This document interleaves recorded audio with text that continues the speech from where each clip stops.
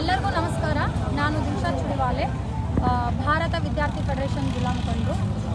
ಇವತ್ತು ನಾವು ಒಂದು ಹೋರಾಟವನ್ನು ಹಮ್ಮಿಕೊಂಡಿದ್ದೇವೆ. ಎಲ್ಲಿ ಅಂದರೆ ಕಿತ್ತೂರು ರಾಣಿ ಚೆನ್ನಮ್ಮ ವಲಯದಲ್ಲಿರುವಂಥ ಪಾಲಿಟೆಕ್ನಿಕ್ ಕಾಲೇಜು ಮತ್ತು ಎಲ್ಲ ಹಾಸ್ಟೆಲ್ಗಳಲ್ಲಿರುವಂಥ ಜಾಗ. ಇಲ್ಲಿ ಮುಖ್ಯ ಸಮಸ್ಯೆಗಳೇನು ಅಂದರೆ ಸುಮಾರು 70% ಮಕ್ಕಳು ಇಲ್ಲೇ ವಾಸನೆ ಮಾಡೋದ್ರಿಂದ ಇಲ್ಲಿ ಸರಿಯಾದ ಸಮಯಕ್ಕೆ ಬಸ್ಸುಗಳಿಲ್ಲ, ಆಮೇಲೆ ಬೀದಿ ದೀಪಗಳಿಲ್ಲ. ಈ ಹಾಸ್ಟೆಲ್ಗಳಿಗೆ ಸಂಬಂಧಪಟ್ಟಂಥ ಎಷ್ಟೋ ಸಮಸ್ಯೆಗಳಿದ್ದಾವೆ. ಸೊ ವಿದ್ಯಾರ್ಥಿಗಳಿಗೆ ನೆಟ್ವರ್ಕ್ಗಳಿಲ್ಲ, ಅವ್ರಿಗೇನಾದರೂ ಎಮರ್ಜೆನ್ಸಿ ಪ್ರಾಬ್ಲಮ್ಸ್ ಆದರೆ ಮತ್ತು ಸಿಟಿಗಳಲ್ಲೇ ಹೋಗಲಿಕ್ಕೆ ಒಂದು ಆಟೋಗಳ ಸೌಲಭ್ಯಗಳಿಲ್ಲ. ಸೊ ಸುಮಾರು ಸಮಸ್ಯೆಗಳನ್ನು ಹೊತ್ತು ನಿಂತಿರುವಂಥ ಈ ಒಂದು ವಲಯ ಬಸ್ ಸ್ಟ್ಯಾಂಡ್ ಅಂತೂ ಮೊದಲೇ ಇಲ್ಲ.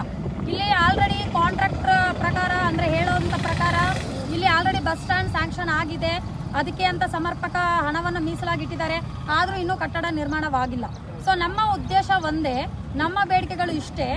ಇಲ್ಲಿ ಸಂಬಂಧಪಡುವಂತಹ ಎಲ್ಲ ಸಮಸ್ಯೆಗಳನ್ನು ಕೂಡಲೇ ಸಂಬಂಧಪಟ್ಟ ಅಧಿಕಾರಿಗಳು ಗಮನಕ್ಕೆ ತೆಗೆದುಕೊಂಡು ಅದನ್ನು ಬಗೆಹರಿಸಬೇಕು. ಸಾಧ್ಯ ಆದಷ್ಟು ಅಲ್ಟಿಮೇಟ್ ಅಥವಾ ಆಲ್ಟರ್ನೇಟಿವ್ ಪರಿಹಾರಗಳನ್ನು ಒದಗಿಸಬೇಕಂತ ನಮ್ಮ ಕೋರಿಕೆ. ಧನ್ಯವಾದಗಳು.